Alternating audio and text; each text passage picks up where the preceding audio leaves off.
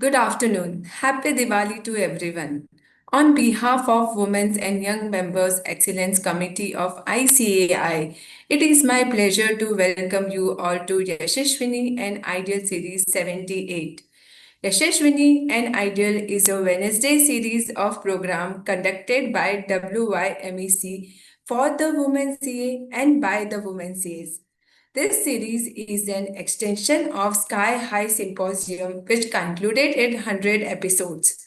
It is one of the committee's initiative to not only disseminate information to women's members on technical updation and non-technical skills, but also to empower and inspire women members to come at forefront and realize their verbal skill at public forum.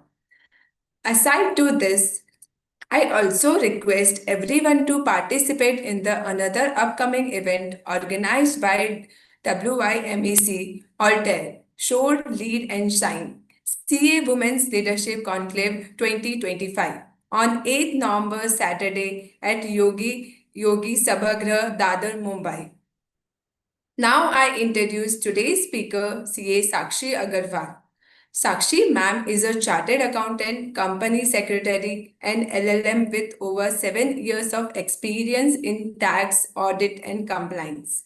She holds 25 plus certification and is embedded as a mediator while actively writing and speaking on amazing legal financial topics. Without further delay, may I request CA Sakshi ma'am to take us forward and begin today's online session. Thank you, Pooja ma'am, for such a warm introduction. Uh, Good afternoon, everyone. Wishing everyone a very happy and prosperous Diwali. I like to start a session with just a quick story. Imagine a chartered accountant, let's call her Priya, who took a break from her career to raise her children. Now she is eager to work again but needs flexibility. Priya has discovered a whole new frontier in her profession, that is the online dispute resolution ODR. Instead of a 9 to 5 office grills or course, she is resolving business disputes right from her living room on her own schedule. Sounds incredible, right? So let me share the PPT and then start the session.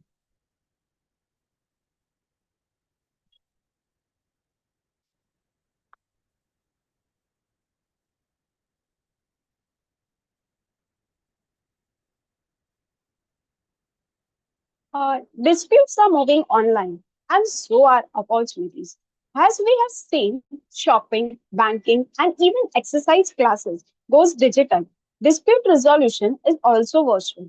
This session is about how the ADR, that is alternate dispute resolution, is evolving into an online dispute resolution, that is ODR, and how that has opened up an exciting possibilities for you all and us as a woman chartered accountant.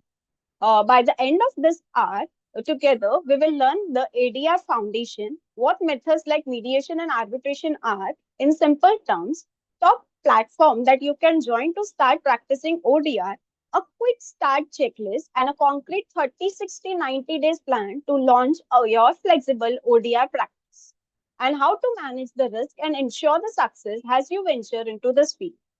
So my goal is to keep this a friendly and a relatable, like a mentor guiding you.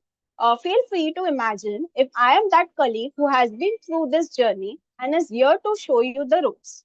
I promise to keep it in the plain English language, no dense legal jargons.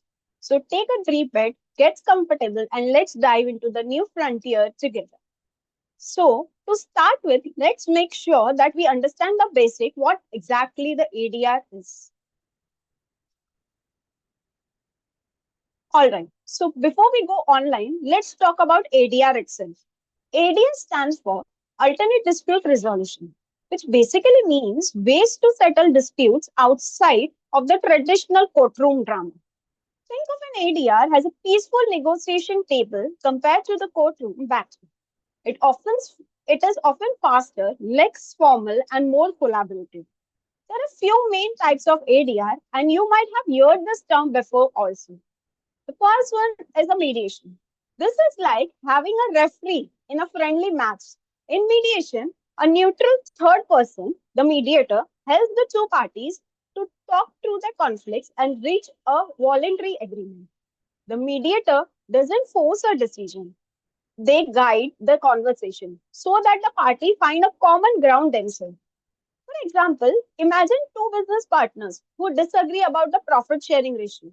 Instead of suing each other, they sit with a mediator, that may be you even in the future, who helps them to discuss and come up to a compromise that saves their partnership.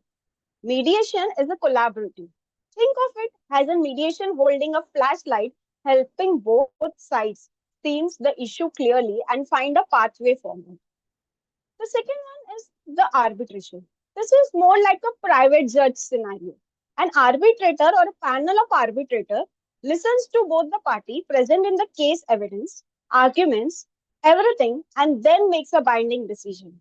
Binding means once the arbitrator decides, it is enforceable just like a court order. For instance, a dispute over a big construction contract would goes to arbitration. Each side present their documents, maybe some witnesses, statements, and the arbitrator, possibly with the relevant, an arbitrator will decide who is right. Arbitrator is Arbitration is less formal than the court, but still a structure. You skip the years of waiting in a court, and a decision can often come much faster in it. So think of it as a rent a judge in a way, but one both the parties have agreed to trust. The third one is a conciliation. This one is a close cousin of mediation. A, cons-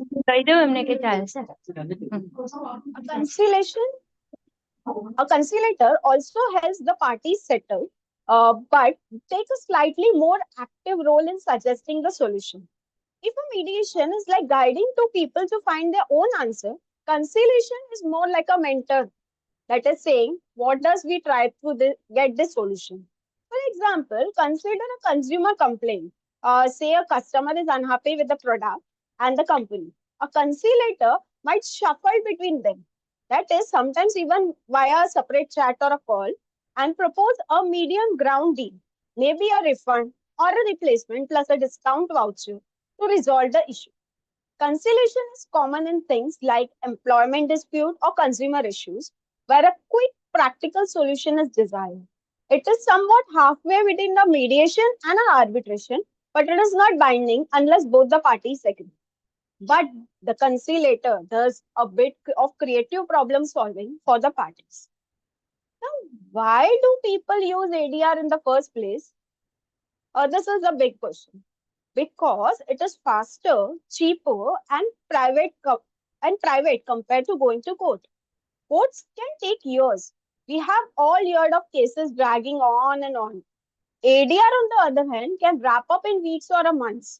It also usually costs much less since you are paying a hasty court fees or the litigation expenses, and you often avoid needing a long paradise of lawyers and also the privacy.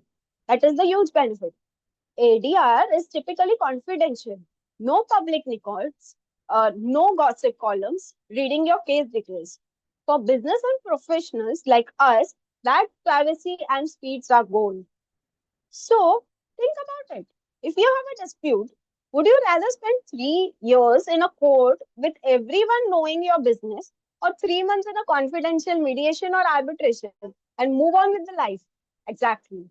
ADR offers a way to resolve issues without stress, time, and expenses of court battles. As a CA, you might already be doing informal ADRs without realizing it. Have you ever helped two departments of companies settle in a financial disagreement?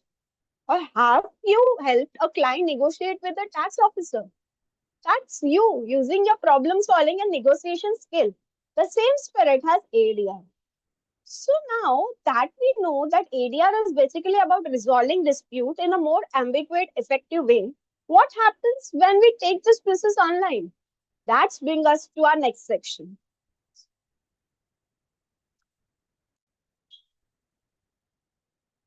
Think about How nearly everything has online version now. We had retail stores. Now we have Amazon. We had classroom. Now we have e-learning. In the same way, ADR has its own online tune. That is ODR. So what is ODR? In simple terms, ODR means resolving dispute using technologies and the internet. It's taking mediation, arbitration, negotiation, all those ADR methods just we talked about and conducting them to the digital platform. How does it work? This is the big question. The picture in this shows a typical mediation session.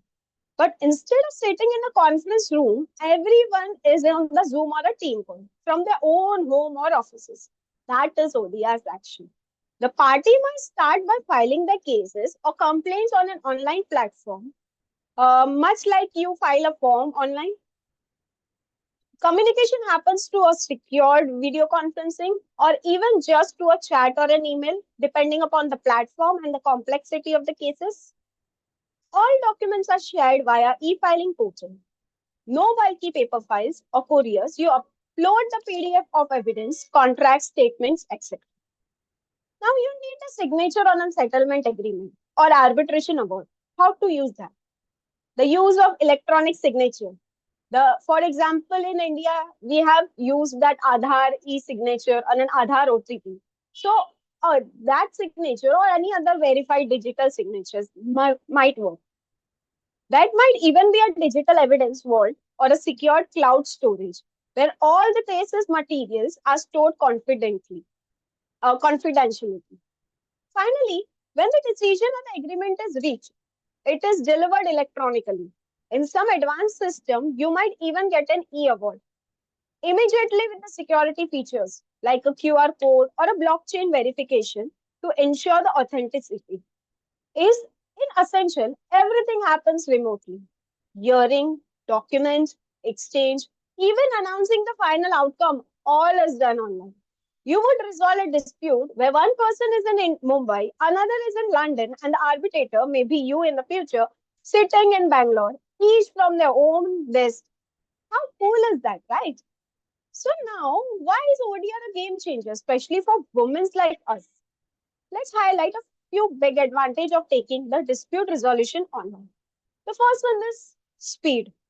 ODR can be faster than the traditional ADR and definitely faster than the courts. Since scheduling is easier, no physical meeting is needed and documents can be exchanged instantly. Cases that might drag a year can sometimes finish in weeks. It is like comparing a snail mail to an email. Everything just moves quickly online. So you would start and finish a mediation in, say, a month rather than 6 months. The second advantage is the cost effectiveness. With ODR, you cut out a lot of costs. No travel, no renting conference room, and often reduces the fees also. Parties save money and has a neutral. You can also work without computing. Think of not having to fly to another city for a 1 day hearing, and that money saved is also a time saved. The third one is accessibility. The one of my favorite. That is, you can work from anywhere, anytime. ODR truly shuffled the geographical constraints. As a woman professional, many of us values flexibility. Maybe you live in a smaller town without a many arbitrational opportunity locally. With ODR, that doesn't matter. You can be in Kochi and handle disputes arising in Delhi. Or maybe you want to work from home because you have a family to take care of. ODR to take care of ODR that makes possible. It does also mean that people who previously would engage in ADR due to distance or mobility can now participate in it. So, in short, ODR is ADR supercharged with technology. It is like the difference between going to a bank branch versus using digital banking. One of them lets you handle everything from your home at your convenience. And what ODR does for dispute resolution. This profession is perfect for a woman CA, seeing flexibility and remote work. This line is pretty much sum up that ODR can be perfectly fit if you want to work on your own terms. No more choosing between career and family obligations. You can do meaningful professional work at times that suits you. Early morning, before the kids wake up, or midday when you have a free window, or even late night if you're dealing with an international party's ODI. Flexibility is boom. So now let's imagine that you're facilitating a mediation. One party is a startup foundation in a co-working space in Bangalore. The other is an investor dialing it from Singapore, and you are at your home with your laptop on your dining table. You all meet up in a virtual conference room. You share the document by screen sharing a spreadsheet rather than passing the papers. When they reach an agreement, you type it up and everything is signed digitally. You wrap up the case by the lunchtime and go on with your day. This is not a futuristic dream. This is happening now. ODR has made it possible. So, we have seen what ODR in general is, but what about here in India? Is this actually been used? The great news is yes, it is being used. Let's talk about how ODR is being embarrassed in India and who are the key players, especially with our regulators and institute that are driving the ODR forward. First one is the SEBI Smart ODR. SEBI, which is the Security and Exchange Board of India, basically the regulator of the stock markets, brokers, etc., has launched something called a Smart ODR platform. This is an online dispute resolution system, specifically for the security market dispute. Think of an issue like an investor having a complaint against their stockbrokers or a dispute with a mutual fund. This can now be handled by Smart ODR. What really significant is that since August 1st, 2003, SEBI has made it mandatory for all the market intermediaries like the broker, depositors, etc., to use their ODR mechanism. This is a huge. It means that if you have a complaint in that sector, ODR is not an option, it is a default route. It shows the confidence the regulator has in ODR. So, if you are a CA and have a background and an interest in financial security, there may be a growing need for neutrals in the space who understand the numbers and the market. The second one is the RBI ODR for the digital payment. RBI also jumped on the ODR train. They have set up a ODR platform for the digital payment dispute. Imagine that you did a digital payment that fails or was wrongfully debited. Instead of going through a lengthy bank complaint process, there is an online mechanism under RBI framework to resolve it. It is under the Payment and the Settlement System Act. But don't worry about the law. The key point is that RBI recognizes that with millions of digital transactions happening, we need an online, effective way to resolve the issues that is inevitable pop up. So for areas like banking and digital payment again, some things CAs are quite familiar with. ODR is becoming the standard. The third one is the Niti Aayog ODR vision. The Niti Aayog, which is the government, has think the tank. They have been a big champion of ODR. They have laid out a national ODR policy plan with the vision to scale up the ODR across various sectors like the consumer dispute, the small and the medium business, that is the MSME dispute, the e-commerce issues, etc.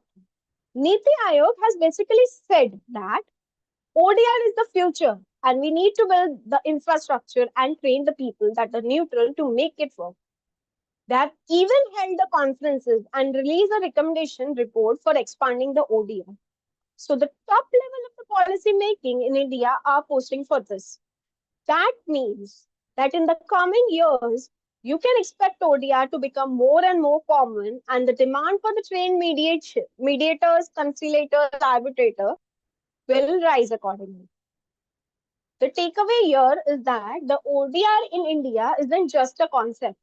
It is being actively implemented and promoted by the key regulators. This adds a lot of credibility. When someone asks, is ODR even a legal or recognized? You can confidently say yes. We have an official ODR platform backed by the regulators and the national visions to mainframe the ODR. So for you as a professional, that means opportunity. The regulators have opened up the gate. Now various industries will need neutrals And not all the neutrals have to be the lawyers or the judges only.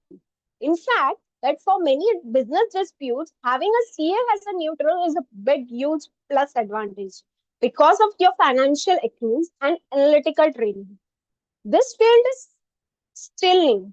So if you get in it now, you will be ahead of the curve. Now understand the framework is good. But let's get a bit practical. How does a dispute actually go through this online process? It might help to visualize a typical journey of the case in an ODI platform. See that the smart ODI system that I have mentioned, this will also show you along the journey your skill might come into play and everything. So let's talk to the dispute journey in the ODI platform step by step and see how the cases are handled from the start to finish. When a dispute comes up in an ODI platform like the Smart ODI, it goes to the series of stages. Think of it like a furnace or a step by step pathway, where each stage there is a chance to resolve the issue. So let's break down the typical dispute journey. The first one is the intake. This is the starting point. A case gets filed or lodged on the platform. It is like the registration phase. Basic details of the disputes are submitted, the parties are identified, and the platform assigned a reference number to it. As a CA in the platform, the role is you would be involved here as a case manager. That is, making sure that all necessary info is submitted correctly. More on when we discuss the role about it. So, the second stage is the pre-conciliation of the case preparation stage. Before any real negotiation starts, there might be a preliminary phases where the platform or the case manager checks what the dispute is all about, ensure that both the parties are on board with using the ODR and possibly schedule the next step. It is bit like setting the stage, making sure the right documents are in the digital file, explaining the process to the parties, etc. The third stage is the conciliation or the mediation stage. Here where the actual dispute resolution efforts kicked in earliest. The platform will typically start with the conciliation or mediation phase. A neutral, that is a mediator or conciliator, is assigned. This would be someone like you in the future. They will connect with both the parties to work out on a settlement. Most of the dispute gets resolved at this stage. In many ODS systems, about 60 to 70% of the cases settles during the conciliation and the mediation stage. But why? Because one of the people are talking in the process is streamlined. They often realize that a quick compromise is better than a long fight, especially given the platform encourage resolution by making it easy and fast. People tend to agree if terms are reasonable.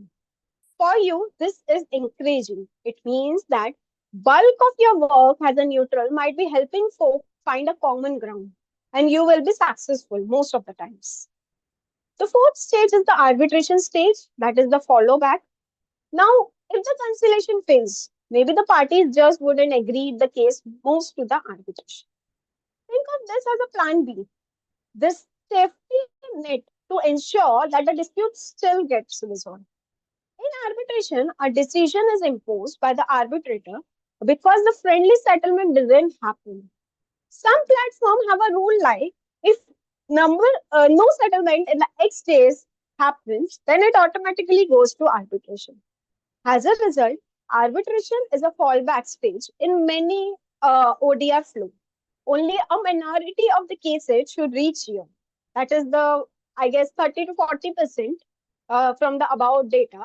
But those that do will need a neutral like arbitrator to step in the review evidence and give a binding decision. The last stage is the final award or the closure. After major successful mediation, which results in a settlement agreement or an arbitration, the case is closed on the platform. The outcome is recorded, and if the arbitration, that the award can often be enforced in court if needed. The platform might have the parties give the feedback or mark the case has resolved. So, from intake, conciliation, maybe arbitration, the resolution. That is the journey in the nutshell. So that now we have explored the journey of the dispute in an ODR. You might be curious, where do I actually go to practice ODR? And that is a great question, of course. Let's look at some of the leading ODR platform in India. There are online venues which you can sign up and start working on the cases. India has seen a bunch of innovative startups and organization builds dedicated ODRs platforms. Each of them has its own flavor and focus. I'm going to give you a quick tour of some of the leading ODR platforms in India and what they are about. Think of this like a different app or a website where you, as a dispute resolution professional, can empanel yourself and get case assignments. The first one is the SAMA. SAMA is one of the earliest mover in India ODR space. It primarily offers mediation and arbitration services. SAMA often handle things like B2B contract disputes, family disputes, MSME disputes, contract issues, etc. A standout feature of SAMA is that it uses of AI for case matching. They try to smartly match the mediator or the arbitrator with the case based on their expertise. They also have a vernacular support, meaning that this platform is friendly to multiple Indian languages. Importantly, in the country has us diverse as us. Typically, resolution timelines on SAMA are around 30 to 60 days, which is a quite speedy. If you want to join SAMA, the panel, then you usually apply online to their website, providing your credential and any training or experience. The second one is the Pre-Solve 360. This platform offers conciliation, arbitration, and even local adalat types of settlement mechanism online. They focus on areas like consumer disputes, banking, and insurance claims. One of the cool features of Pre-Resolve 360 is that it is an integrated payment gateway and e-stamping, basically. You can pay the fees or the stamp your settlement agreement digitally right there on the platform. They told about a 45 days resolution timeline for many of their cases. And to join as a neutral, you need to register as a neutral on the site. They often welcome CS, lawyers, and other profession with a relevant experience. The third one is the Jupiter, a newer name in ODR. Jupiter call itself as a justice as a service platform. They do arbitration and mediation and cover disputes like commercial matters, real estates, and even family disputes. Jupiter has embossed text in a big way. They use blockchain for evidence to secure the time stamp and evidence submission and offers instant e-award. That is, so the final decision is digitally signed, documents you get immediately. There may be publicly disclosed, they haven't publicly disclosed their average timeline. So it may vary case to case. To get registered there, you have to sign up in their portal. The fourth one is the COD, that is the Center for Online Resolution of Dispute. COD specializes in mediation and conciliation and has a keen focus on disputes in emerging areas like e-commerce, fintech, and the gig economy. They often think like an AP. They often things like API integration so that the business can plug the code in their apps or website to resolve a customer dispute and auto track them, automatic categorizing the cases to the right process. They often boost the resolution in about 21 to 30 days for many of the cases. That is super quick, I guess. If you want to join COD, then you typically have to fill the form on the panel on the site. The fifth one is Vivad. The name is played as Vad Vivad, which means the dispute in Hindi. Vivad focus primarily on mediation. They caters to things like startup dispute, contractual disagreement, IPs issues, etc. They have interesting features like enabling multi-party mediations, say think about a dispute with more than two parties, or say a founder, investor, employee, that is the three-way dispute, and co-mediation too, where two mediator can work together on a complex case. Their timeline is not explicitly stated by them, so it likely depends on the case to case basis. And to become a mediator on their side, you need to fill up the form online. The next one is the CARDA. That stands for Center of Excellence for Alternative Resolution Excellence. CARDA deals with arbitration and export determination. They often handle heavy stuffs like constructions, infrastructure, and tech dispute. CARDA claims to fame includes domain expert matching, meaning that if a dispute is in, say, construction, they will try to appoint an arbitrator who is an engineer or a CA with a construction audit experience, someone who really knows the field. They also do a hybrid hearing, that is mix of an online and offline if needed. Their cases might take around 60 to 90 days typically, and to join their site, you need to uh, register on the portal. So if some of this timeline of features sounds detailed, don't worry about it. Memorizing them is not an issue. The point here is that a rich ecosystem is out there. Each platform has its niche, but all of them need skilled neutrals. And many expertly welcome CAs on the panel, especially for dispute involving financial matters. How do you choose? You might start by exploring a couple that assigns with your interests. For example, if you are interested in mediation, family disputes, or a small business issue, somehow pre-resolved might be your LA. If tech or fintech excites you, COD or CADA will be your delay. So there is no harm in applying in multiple of cases to see where do you empanel your HC. This platform are great, but what exactly I have to do? What roles or services can I offer as a CA in ODR? That is a great question. So let's talk about the role that fits well for a woman CA in the ODR space and how do you truly value it. First, one of the best part of the ODR is the interdisciplinary. It is not about lawyers in the black robe. People from various profession backgrounds are needed, and CAs have the special edge in certain kinds of disputes. That is thanks to our financial expertise, eyes for details, and integrity. So let's go in their roles as a CA. The first one is the neutral and the arbitrator. This is the most direct role, being the mediator or the arbitrator who actually resolved the dispute. Why CA excels here? Think of a dispute involving the tax issue, accounting discrepancy, partnership dissolution, or valuation question. Having a CA as a neutral can incredibly reassuring to the parties. Your CA designation is like a true signal. It tells people that you are professionally ethics and knowledge of finance. The second one is the case manager. Not everyone in the ODR has to be in one making the decision. Case managers are just like a project coordinators of the ODR cases. They handle the intakes of cases, scheduling the hearings, managing the documents, and ensuring all procedure boxes are ticked, like checking if the parties have signed the right agreement, if timelines are followed, etc. This role is perfect if you prefer a more behind the scene contribution or want something part. The third one is the ODR clause drafting. This is most of the advisory role. Companies are now keen to include the ODR clauses in their contracts. So, as a CA who maybe advise a startup or a business, you can offer to draft the ODR clause for them. You might collaborate with a legal professional on a fine print, but many standards template exist, which you can adapt from clients. This is the way to monetize your knowledge of the ODR landscape by helping the business become the ODR ready from the get go. The next one is the digital evidence SOP.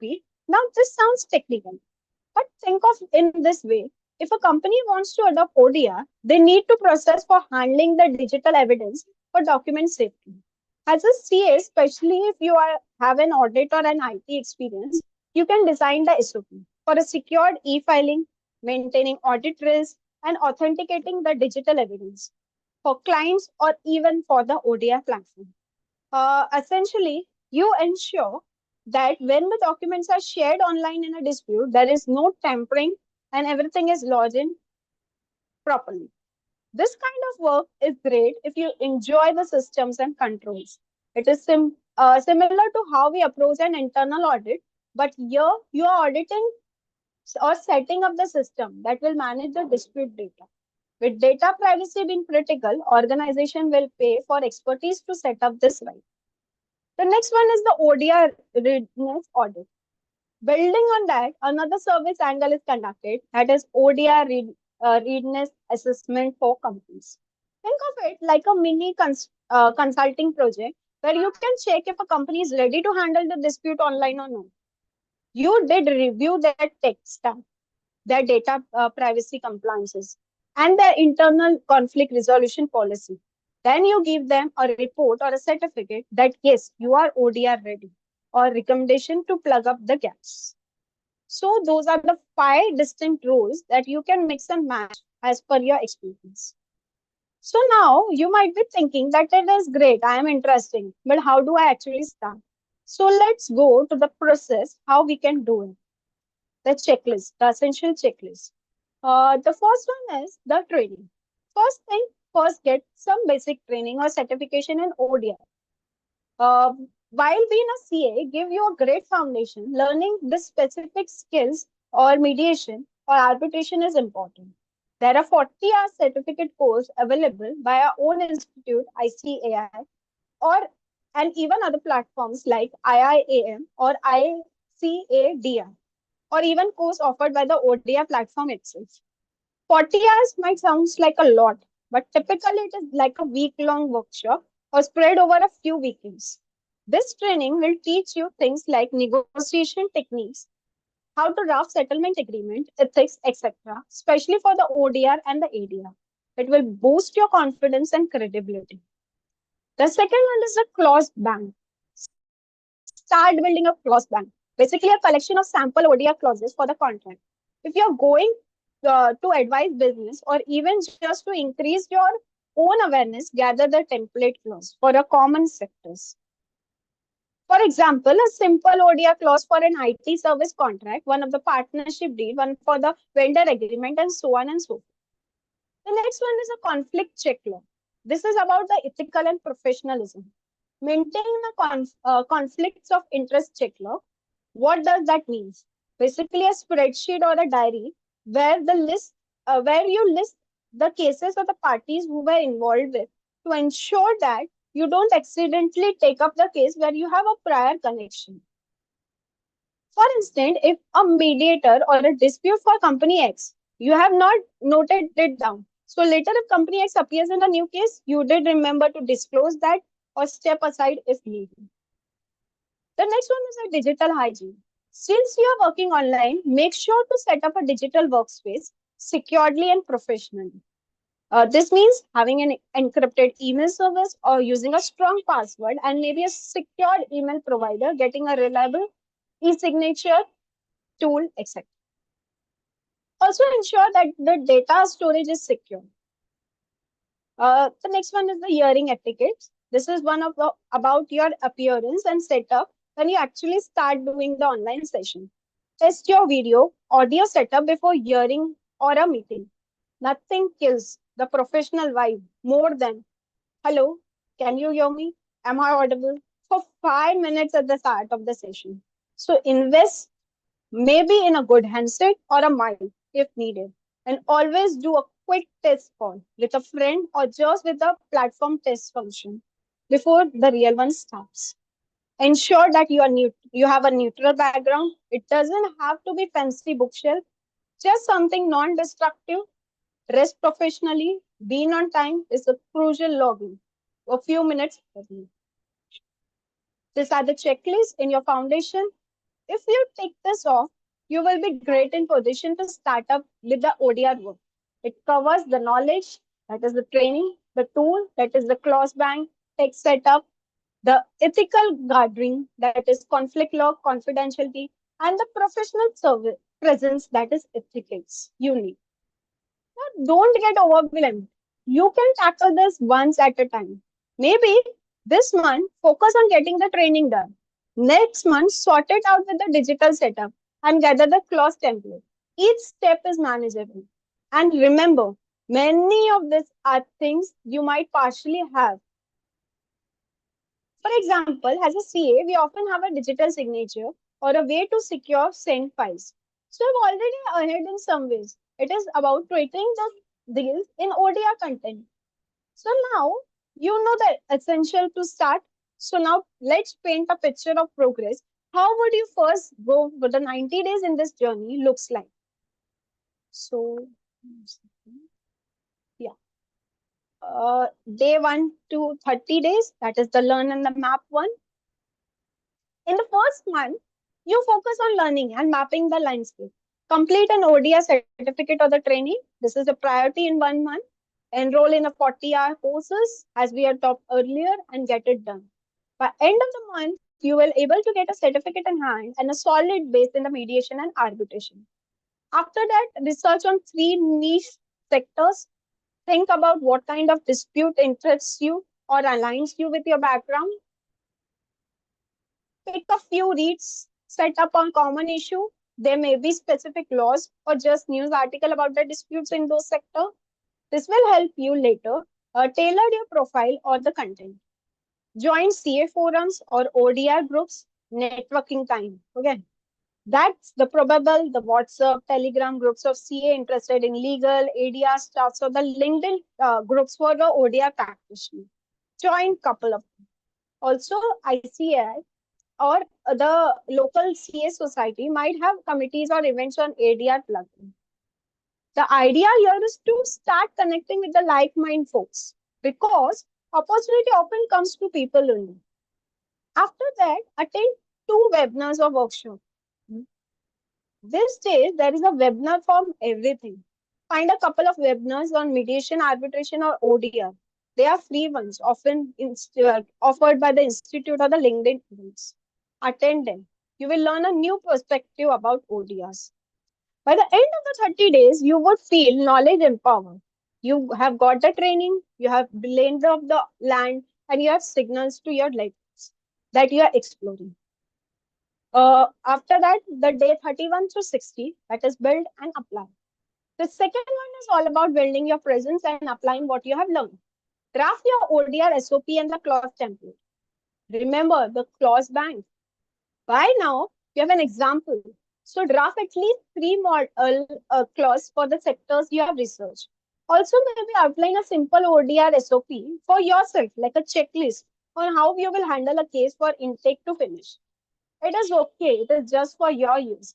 You can help enforce your process. This also becomes something you can show to the platform and the clients to demonstrate that you know how to go about. After that, apply to 2 to 3 ODR platform as per the list I have mentioned earlier and pick a couple to start. Fill out an independent form, attach your CVs, and submit. Some may take time to respond, some might have an interview or vetting process. Start early so that by the end of the 30 days period, you hopefully have at least one panel approved. Set up a professional online presence. If you don't have a LinkedIn profile, create one. But I am sure most of you would have it. Now update it and reflect it your new skill.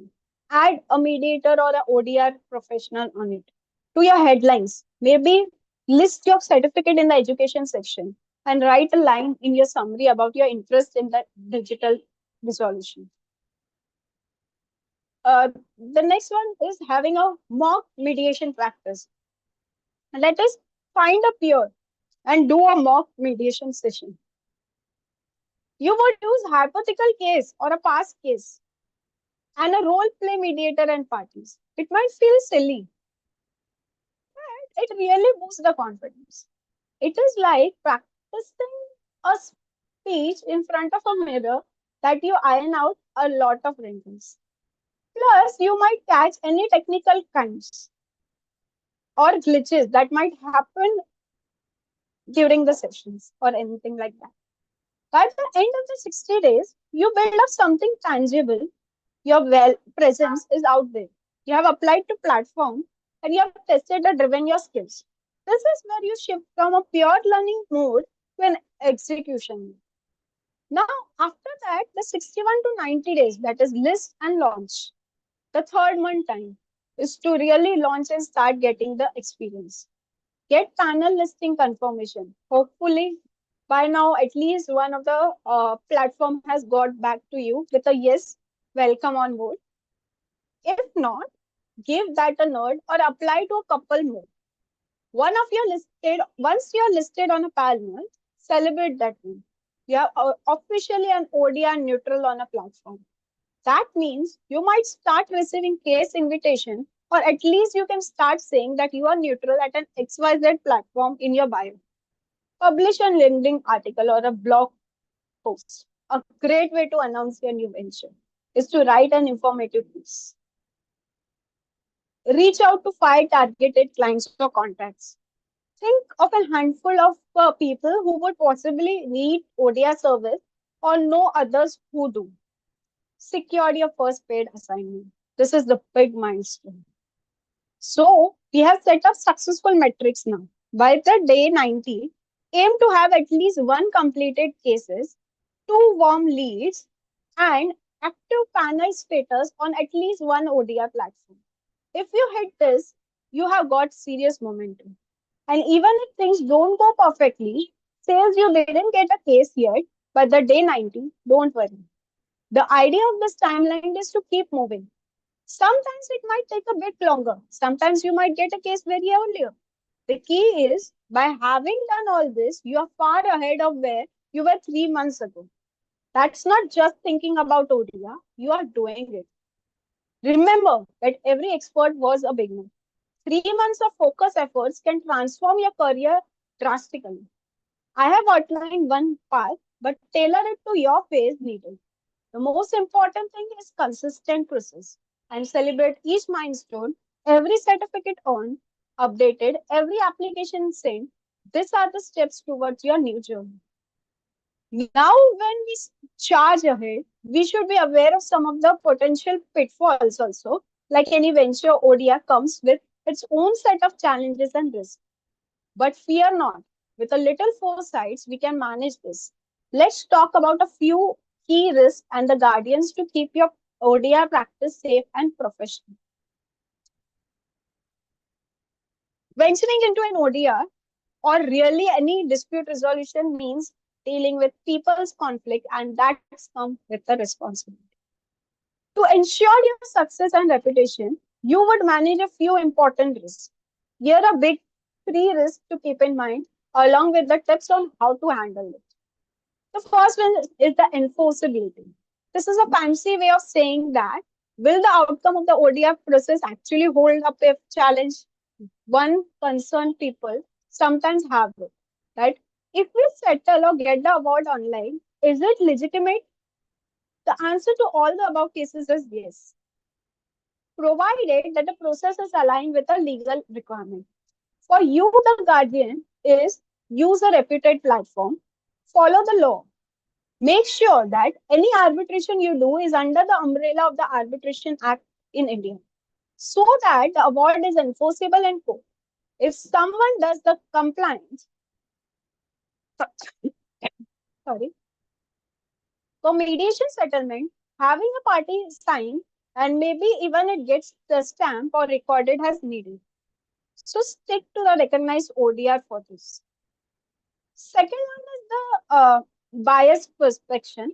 As a neutral, you impartially is your currency. Impartiality is your currency, especially in the close-knit industries. Or if you operate in a specific city, or you might know that the parties or have some connection with them. Even beyond the actual bias, perspection of bias can be damaging. If someone thinks that you are not neutral, it would temper your reputation and even the case outcome would be challenged. The way to mitigate this is to disclose early and often. I often tell the parties at the start of the mediation that my role is to assist you both. I don't have any stake in the outcome. If at any point you feel that any bias, please let me know immediately. This openness usually sets the right tone. The third one is the confidentiality. ODA processes are typically confidential, meaning that you can't go gossiping about what is happening in the mediation or relieving the documents you saw. This is crucial because if the parties fear their sensitive information will be leaked, they won't trust the process. Protecting the confidentiality online has an extra challenge like ensuring that your emails or the cloud storage is secured again. To manage this risk, sign the NDA when required. And frankly, even if you are not required, treat every case as if you have signed the NDA. Use encrypted communication tool. Many ODR platform has it inbuilt messaging, which is secure. The overwhelming theme here is that integrity and delicacy. If you approach ODR work with the same seriousness you do while handling your audit papers or tax filing, you would be fine. Mistake can happen, but owning up the correcting post is better than covering up. In the end, your reputation as an ODR profession will build up a trust that you are fair, that you know your stuff, and that you safeguard the process. Don't let them risk or scare you. Rather, let them prepare you. Every field has their do's and don'ts. Now you know the major ones for ODR. And remember that you are not alone on the platform. The platform has their guidelines and support also. And you are likely to have a community of the fellow neutrals to discuss with it. I'm always emphasize that being ethical and conscious is not a burden. It is what distinguish you in the field. People will say that she is not only good at what she does, but she is extremely professional. And this kind of words of mouth that brings more business and satisfaction. So now concluding about the process, that we have covered a lot today from ADR and ODR and all the ways on how you can set up, step, launch your practice at an exciting field. Take a moment to appreciate how far you have come to understand a new domain. It might feel like a fire hose of information, but even if a few key points sticks with you, you're already ahead of the curve compared to others. Start small, but start. Sign up for the course, join the platform, raise your hand for mediation at the local community centers at your feet and get your feet wet. The first step is the harder, and after that, it iteration improvement. You will learn by doing every case you handle. So don't worry. So now I will wrap up with this thought that every dispute resolved is a problem solved for someone. By becoming an ODR professional, you are becoming a problem solver in society. One dispute at a time. There is immense satisfaction in that role. And doing it on your own terms with flexibility you need is a cherry on the top. Thank you all for your time and attention. I hope you are living with a newfound knowledge and inspiration to explore the ODR. I truly believe it is a field where you can shine. Now go forth and make your mark in this new digital frontier. If you need to, you can reach out to me on the details given below. Thank you.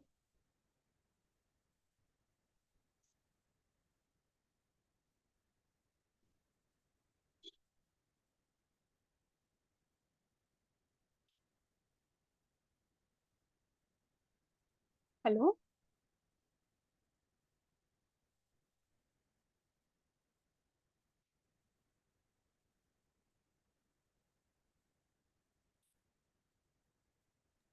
Vartika ma'am, Vartika ma'am, are you there?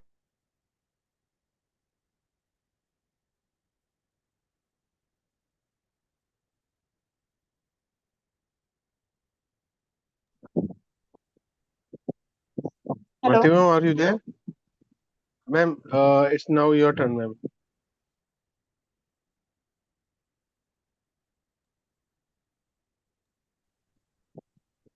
Ma'am, you are on mute.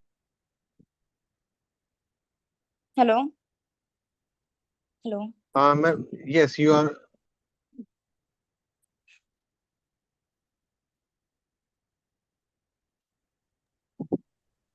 Ma'am, if there is any questions, you can ask.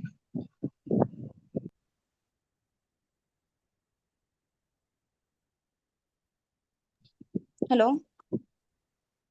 Yes, ma'am. Yes, ma'am.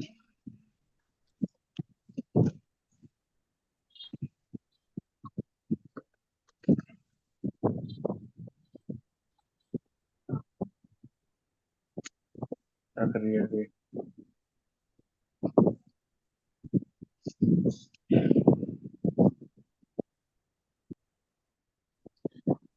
Martika ma'am, are you there, ma'am? Hello. Hello. Yes, ma'am. Is there any questions regarding it, ma'am? No, any questions. But here is some network issue. That's why I'm not able to speak. Hello. Hello. Yes, ma'am, you're audible. Yes, ma'am.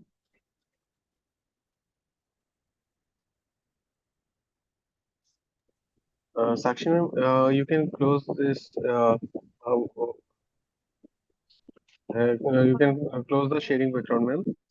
Okay, yeah, sure, sure.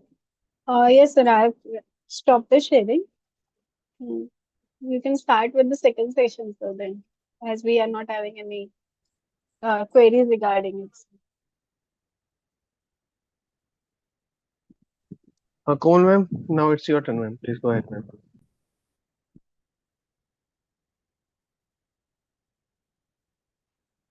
Hello, am I audible? Yes. Yeah, Yes, yeah, I'm Yes, ma'am. You are. hello. yes, ma'am, you're audible. Yes, You you can. can. Yeah, sure. Introducing CA Priyanka ma'am, a chartered accountant with more than 11 years of experience in tax and compliance and specialized in soft skill development, focusing on communication, emotional intelligence, and leadership. She is passionate about empowering professionals, particularly chartered accountants, to excel in their careers to enhance interpersonal skills. Now, Priyanka ma'am, start the session. Yes, thank you. Thank you, ma'am. Thank you, Komal ma'am. So, good evening, everyone, and a very happy Diwali to everyone. It's truly an honor to be here at Yashaswini for Women by Women. And my heartfelt thanks to the Women and Young Members Excellence Committee for inviting me as a speaker today. This platform beautifully celebrates women's strength, their wisdom, their collaboration, reminding us that when women uplift each other, excellence follows. So I'm truly grateful to be a part of this session today. Thank you so much. So our today's topic is communication and emotional intelligence. So let me share the screen.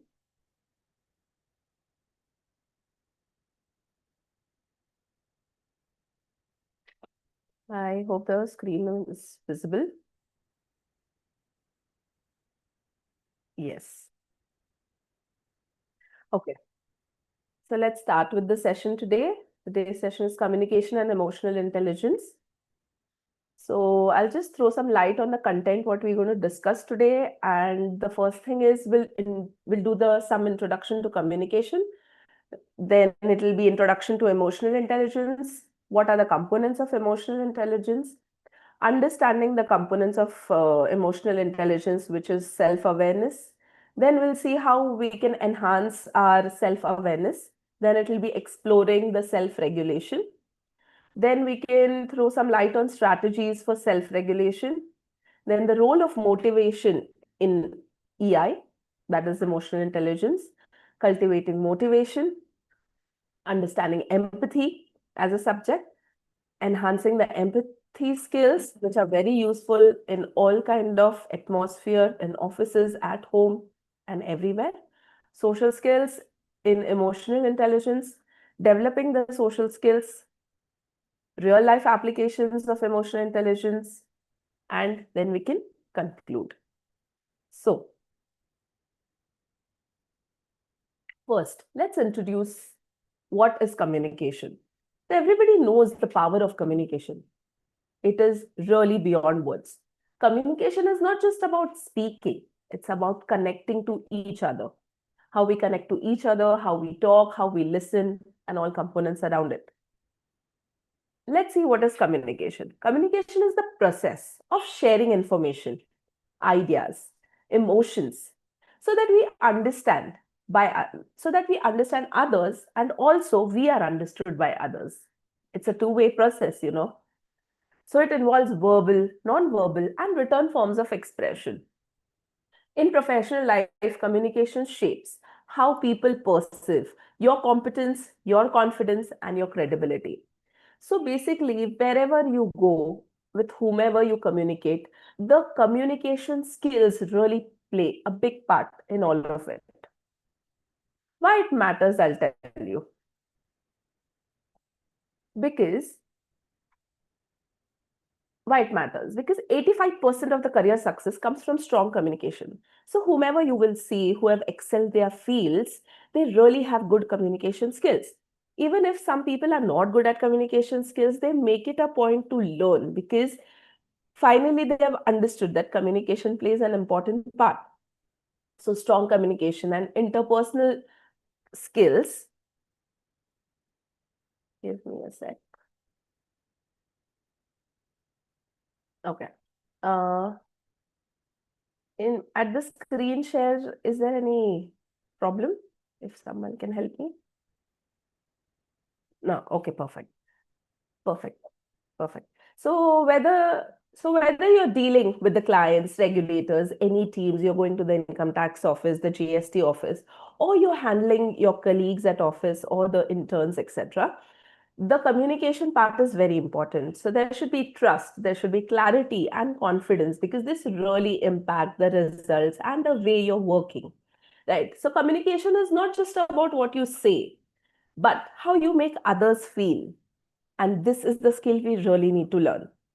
So for example, I can say that if CAs, as CAs, we often believe that numbers speaks for themselves.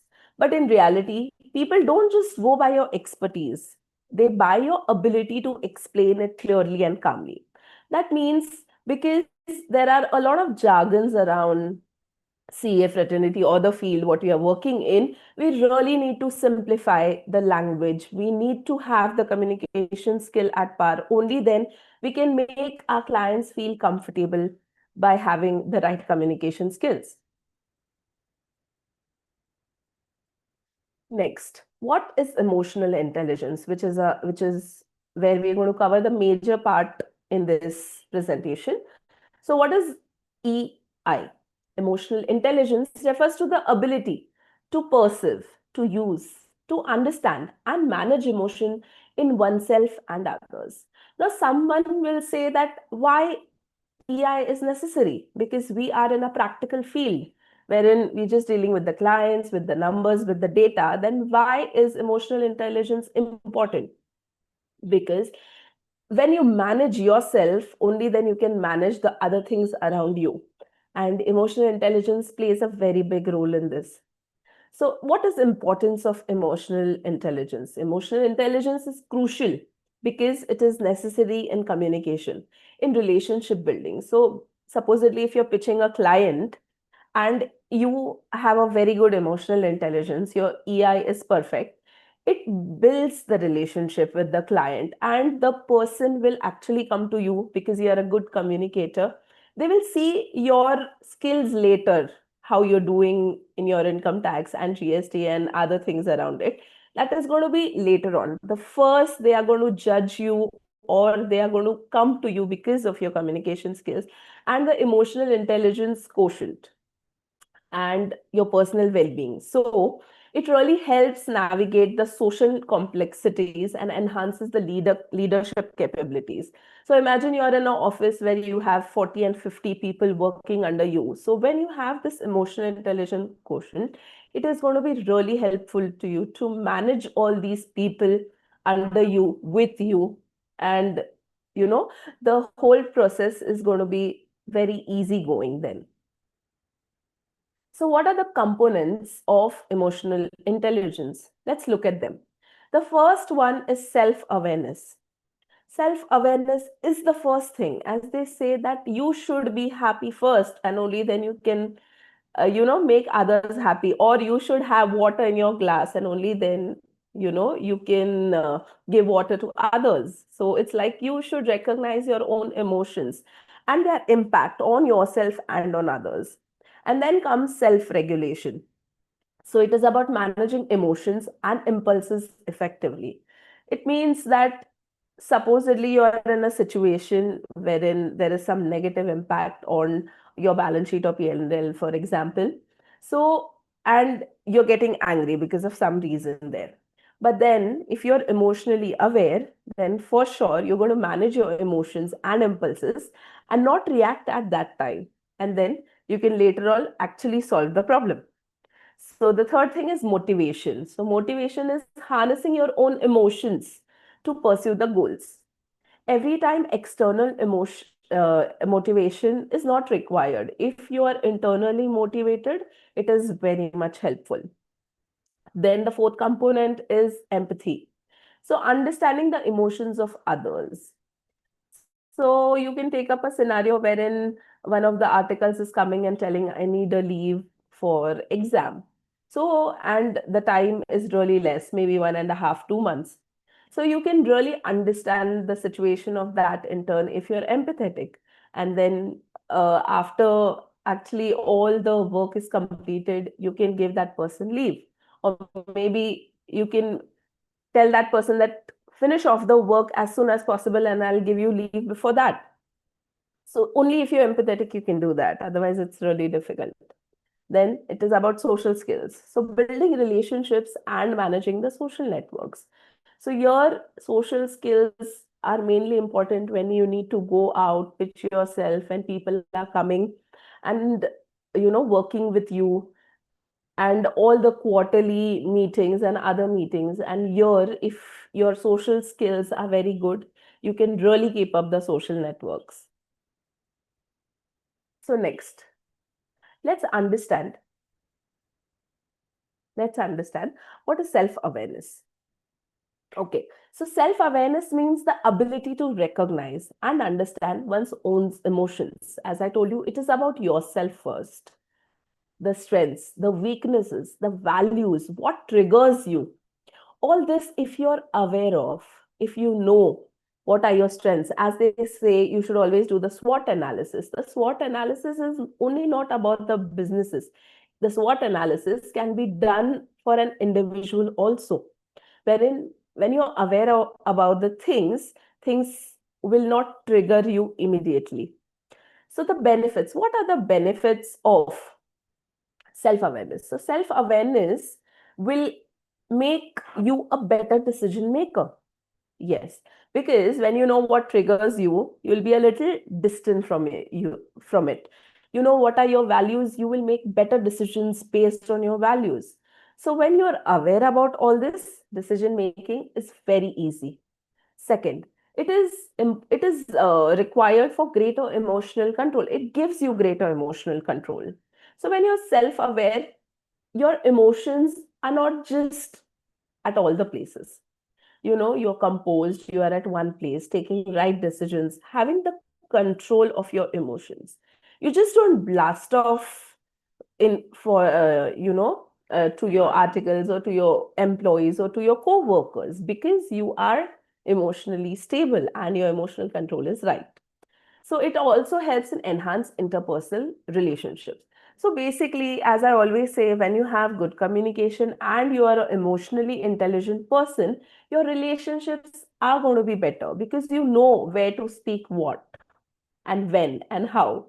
And so this is how the relationships are always going to be good. So techniques. So how can you be more self-aware? So as I told you, the SWOT analysis, it's always there. And when you get things from here on the paper, which is called journaling, one of the techniques, you can write there about the daily experiences to identify your emotional patterns.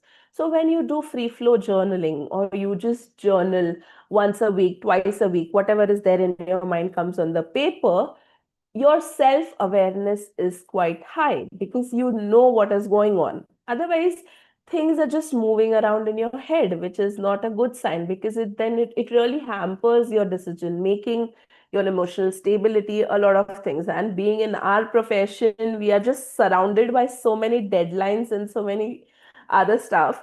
So we really need to be stable. So journaling really helps. I recommend everyone to do that. Second is reflection. So you should regularly assess your thoughts and feelings. So if you really don't want to take a pen and paper and sit, you can use the apps, you can reflect, you can just write down what you feel, or you can in thoughts have the clarity, by reflecting on it.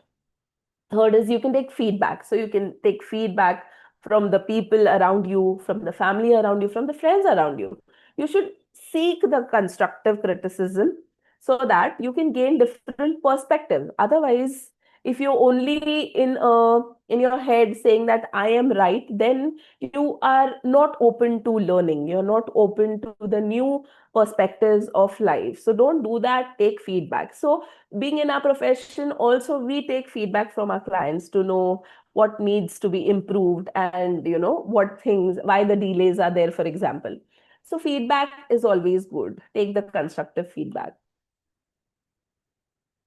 Next, let's talk about regulation, self regulation.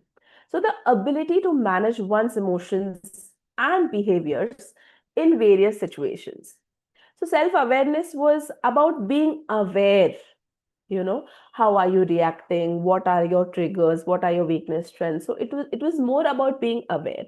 This is more about regulating your emotions, right? But this is again the self we are talking. So the ability to manage one's emotions and behaviors in various. So for example, let's take a women example, as we are in a women session, right?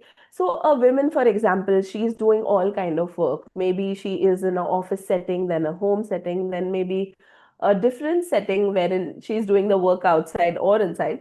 So here she really needs to regulate her emotions because she is going in a different setting. She cannot mix her personal emotions when she's going to work or when she's going out.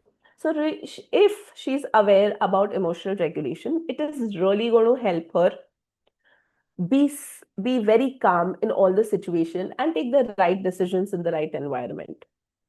So what are the key aspects of it? The key aspects are emotional control. So as I told you, your emotions just won't go haywire.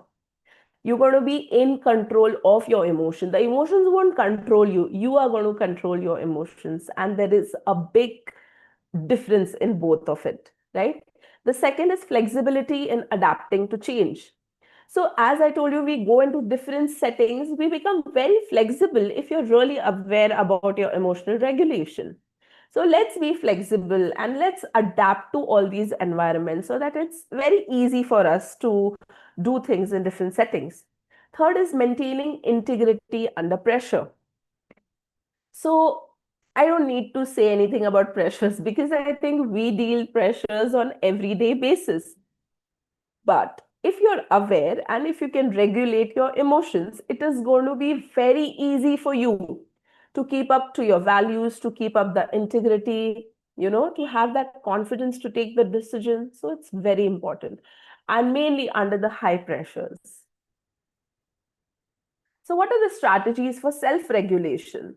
So, mindfulness practices such as deep breathing. This is one of the best things. We can just take out 5 minutes from a schedule and do that. Yes. So, techniques such as meditation or deep breathing to maintain your emotional balance. Start meditating, and you're going to see the difference, the way you react to situations, the way you take decisions, the way you're handling the pressures. It is going to really help. Second, stress management techniques. So engage in the physical activities or hobbies that promote relaxation. For example, if you like dancing, go join a dance class. Give that 1 hour to your body and to your mind. If you like yoga, go and do yoga. So there are a lot of practices, and whatever you like, you just go and do some physical activities you love, and you're going to see a huge difference in the energy you feel and the way you work at your workplace. Third is setting boundaries. So learn to say no and prioritize self care. So many a times we become a yes women, yes man, yes women. Why? Because we don't want to hurt anyone. But in this process, we really end up hurting ourselves and not prioritizing ourselves. So don't do that. You really need to learn the skill of saying no. At least start in the little things. Start prioritizing, and you will have clarity on where to say yes and where to say no. So the third one is motivation. So first one was self-awareness, second was self-regulation, and third is motivation.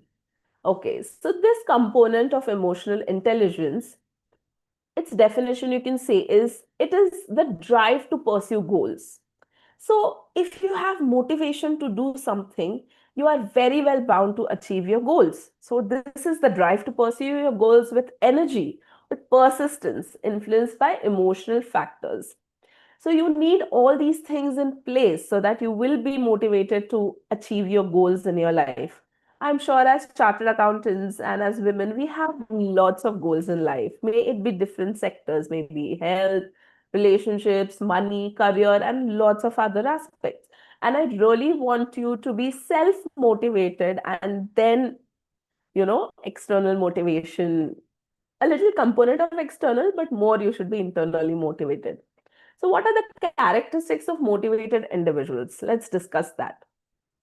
So, high levels of resilience they have. The people who are motivated, they're very resilient. Strong commitment to personal goals. So, if by any chance you've not made your goal list, I would highly recommend to do that.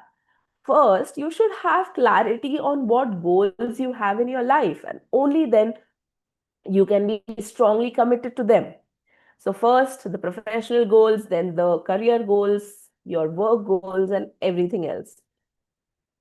So the third characteristics you can say is optimism in facing challenges. See, challenges is a part of life. You're going to have lots of challenges. But having an optimistic attitude is really going to help.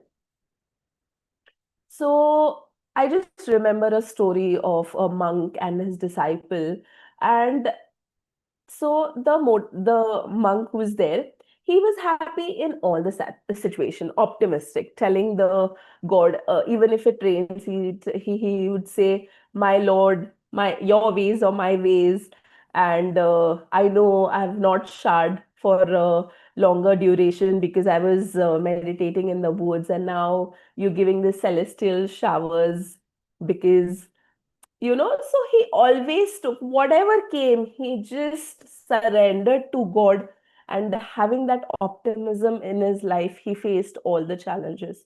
But the disciple, on the other hand, was always sad about some or the other thing. So finally, the monk gave the lesson to the disciple about being very optimistic in life, because many a times you don't know why the things are happening in your life, but when you really go back and connect the dots, and you will know that whatever happened for the good.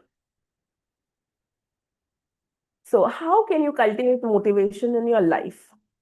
Right. So first, as I told you, you should have clear goals. So if you've really not made any goals, take a paper and pen, or if you want to use any goal setting app, do that. Establish some specific measurable goals in your life so that you're focused, you know where to go, you know where to reach. Otherwise, you're just shooting the arrows in the dark and you don't know where it is going to fall or target. So first is clear goal setting. Second is positive self talk. So, affirmations play a very big role in people's life. I don't know how much you're aware of, but I read my affirmations every day. So, affirmations is something that you want to be, and you just add that after I am. So, you can say, I am fully alive.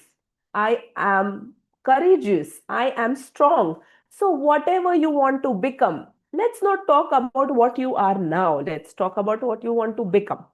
So, you're going to practice that. If you practice that every day, I really tell you that you're going to have a big impact in your life, a positive one. And the way you see your life is really going to change. So, yes, use affirmations to reinforce your confidence and motivation. Celebrating small wins. You should always celebrate. So, basically, if you have a bigger goal, then you should actually make shorter goals which are reachable right now. And whenever you reach that step, suppose one goal is divided into 10 steps. So, whenever you complete your step one, do make it a point that you celebrate your win, because when you celebrate your small wins, you're motivated to work more and really reach to your goal, and it really maintains your momentum.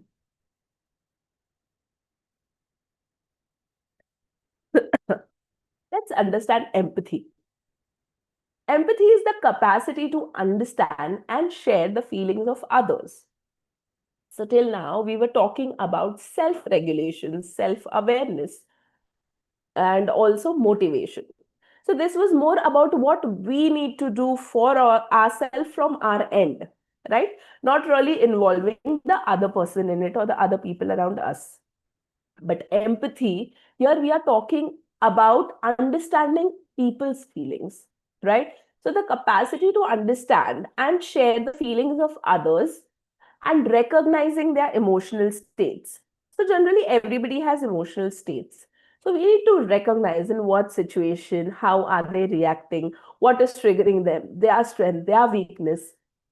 And when you show and when you have empathy for people, you can really understand the situation and take better decisions again. So, what are types of empathy? So, first one is cognitive empathy, that is understanding someone's thoughts and feelings intellectually. Right?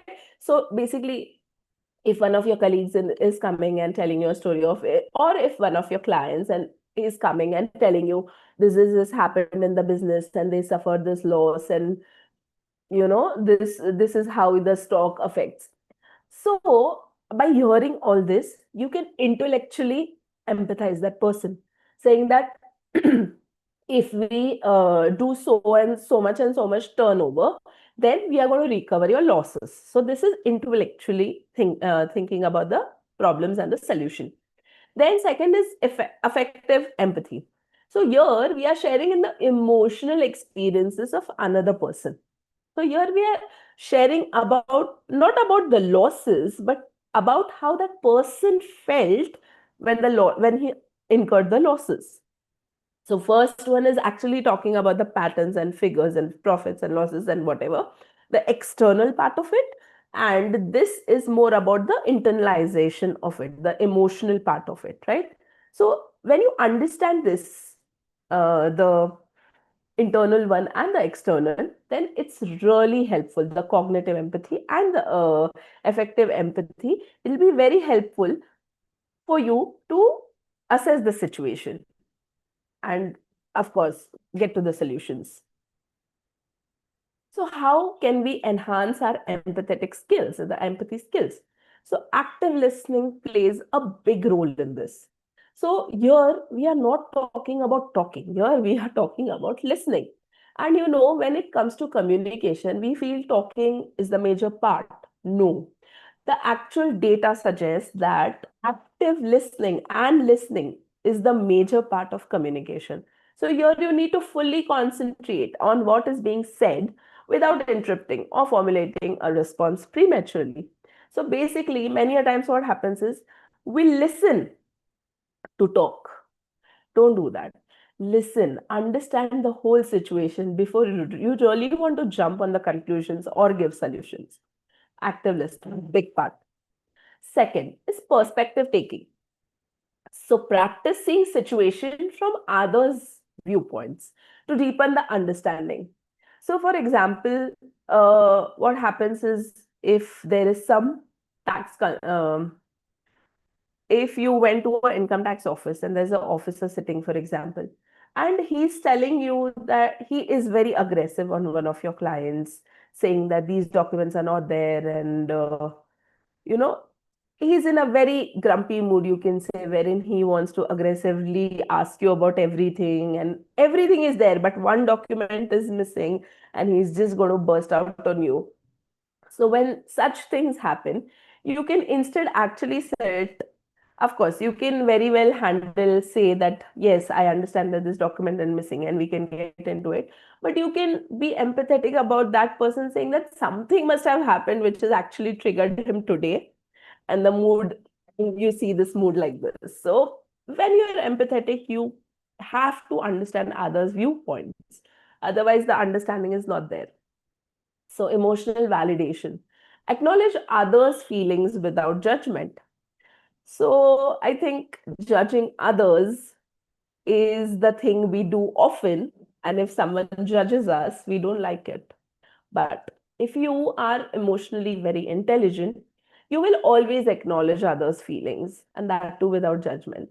So start doing that, and you will understand the relationships are getting better and better because you are not judging someone, someone is not judging you, and you accept each other the way you are. And it really helps building the relationship, may it be personal or also with the clients. So social skills. Social skills.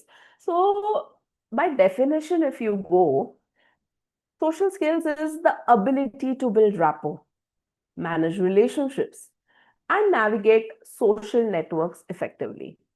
So this helps us in different scenarios you can see. So for example, you have to build rapport with all the people you're working with. Imagine a scenario where there are GST deadlines coming every month. So if you have that built rapport with your employees, it will really help. For that, you really need to take the meetings, make them understand what you expect from them, what is necessary, how to take the follow up, when the emails should be sent, and when the data is received, what is the timeline you should reply to it if something is missing. So this really needs to be drawn down. When it is drawn down, when it is communicated well, it becomes very easy to build that rapport and manage the relationships. Otherwise, you will just see that everything is scattered. If your expectations are not told to the people, to the clients, or to your employees, it becomes very difficult to be socially available or socially be good to other people. So social networks also. So if you have the right social skills, you can very well develop the social networks, which is very necessary in our profession, wherein we communicate with our fellow colleagues, with the clients, with the other people from all the sectors. So if you really need to build that social network, you should be aware about their businesses, also what are their expectations from you. So if you have right social skills, you can ask the right questions, correct? And that's why it becomes the social networks are drawn down effectively. So what are the key elements of social skills? So first is effective communication skill. So only if you have effective communication skills, may it be verbal, non-verbal, or understanding the other perspectives of it, only then you can build right social networks, or you can be socially good with the other people around you. So right communication skills and effective communication skills, super important. Second, conflict resolution abilities. So for example, you have a problem in front of you, and only if you have the right social skills, you can very well find out the solutions. Many times we have those skills, of course, otherwise we wouldn't be working in such profession. But many a times we just rely on what we know and not really learn what we need to. So take out some time to learn these skills so that you can be a very effective leader at your workplace. These are necessary because when you are the boss at your workplace, you really need to have the conflict resolution abilities, right? So third is teamwork and collaborative skills. So as I told you, so we being CA, we just not restricted to work alone. We have teamwork, we collaborate with different CAs. So only if we have those collaboration skills, only then we can reach out to different kind of people. Because many a times we as CAs, we specialize in subjects, right? But while coming, we get variety of work. So for example, if I am doing only the income tax work, and if I get some other clients like RERA or GST, for example, then if I have the right collaboration skills, I can definitely go to a different CA, tell them I'll do this work, and you just manage this part of work. Where there are no partnership firms, the individual CAs can also collaborate, and when they have the right skills, they can collaborate with the best people in the industry.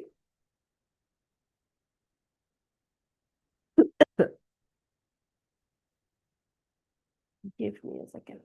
Okay. So,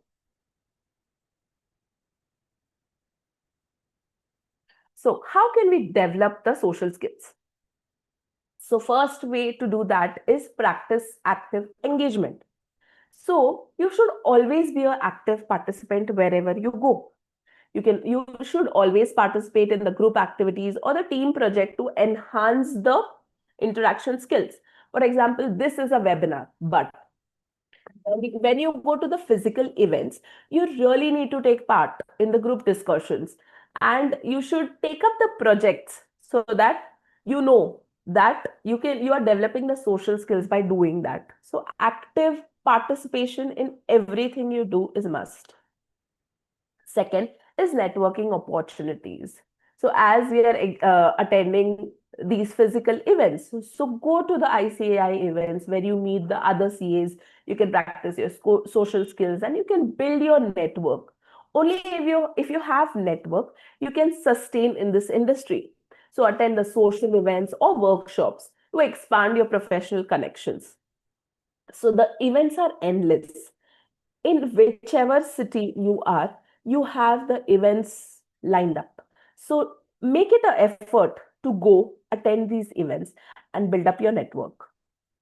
Third one is feedback mechanism. So you really need to have a strong feedback mechanism. Regularly seek feedback. That's the first thing on interpersonal connection and continuous improvement, because this is the field where you really need to be updated on everyday basis. So here you should have those interpersonal connections. So suppose you go to an event and you're meeting a CA from a same expert field in which you are practicing. So if you could have those interpersonal interactions, you can continuously improve and develop yourself and keep learning and keep growing.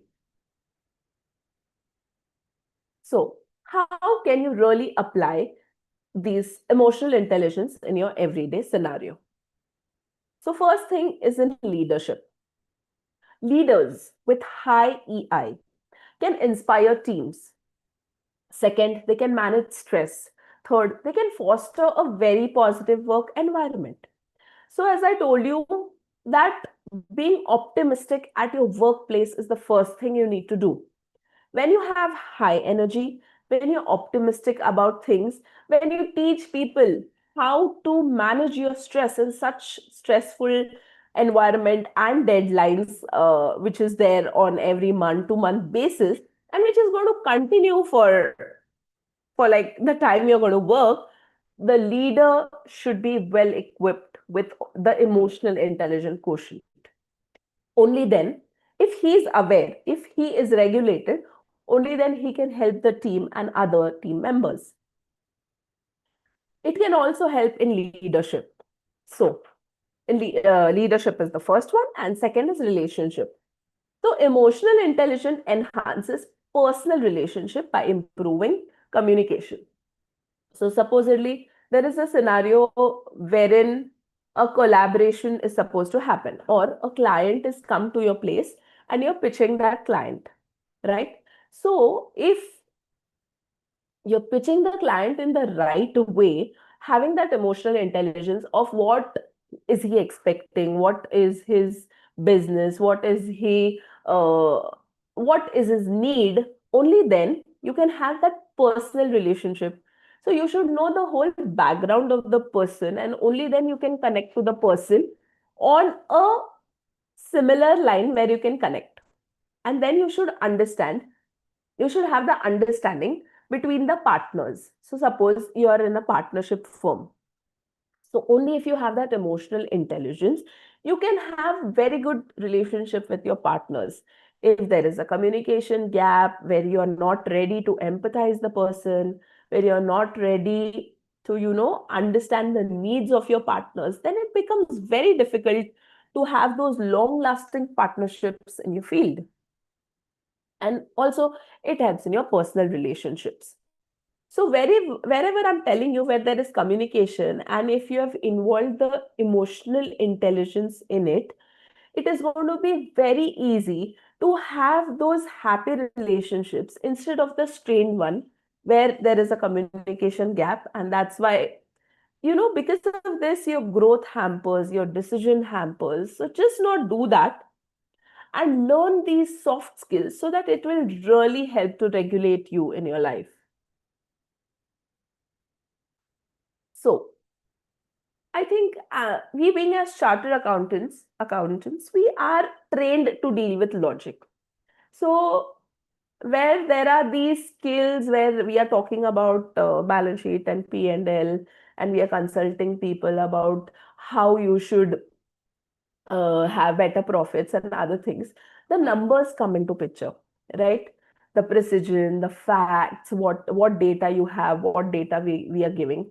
But the truth is, our greater success doesn't come from what we calculate. It comes from how we communicate.